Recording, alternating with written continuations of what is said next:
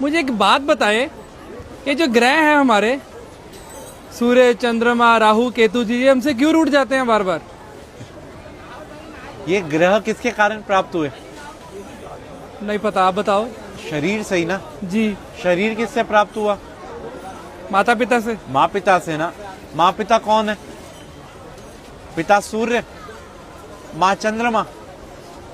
अच्छा। सारे ग्रहों की जो शक्ति है वो कहाँ से प्राप्त होती है? सूर्य से। जी। चंद्रमा से। जी। अब आप घर के ग्रहों को तो आप पूछ नहीं रहे और बाहर सोच रहे जा जाके सब ग्रह शांत हो जाएं, वहां पूजा करा लो, वहां पूजा करा लो, वहां पूजा करा लो। अरे कोई जरूरत नहीं किसी पूजा की। अगर आप अपने माँ पिता को प्रणाम करते हैं ना और उनकी सेवा करते हैं तो आपको किसी भी पूजा की जरूरत नहीं है। मतलब जो बाहर दान पुण्य करता है, किसी गरीब को, किसी नीडी को खिला रहा है, और घर में माता पिता को नहीं पूछ रहा, तो कोई फायदा नहीं दान पुण्य का भी। क्या फायदा ये तो बताओ। और मंदिर गुरुद्वारे जाने का भी कोई फायदा कोई फायदा नहीं। भाई सबसे पहले भगवान कौन है? माता पिता। जिसने अपने माँ पिता की सेवा कर ली उसने सब कुछ जीत लिया। अगर वो अपने माँ पिता की सेवा नहीं कर सकते तो उनका कोई भी दान व्यर्थ है। आज जो गणेश जी अग्रसर हैं, सबसे पहले उन्हीं की पूजा होती है। क्यों? उन्हें ब्रह्मांड के 3 चक्कर की जगह माँ पिता की परिक्रमा कर ली थी।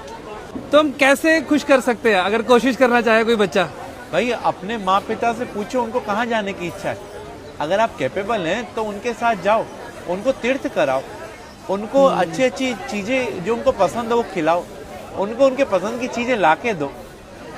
पिता तो फिर भी एक बार वो कह देगा बेटा ये नहीं, ये ला दे, ये नहीं। माँ को कुछ नहीं चाहिए, माँ को तो ही चाहिए उसका बेटा उसकी सुन ले।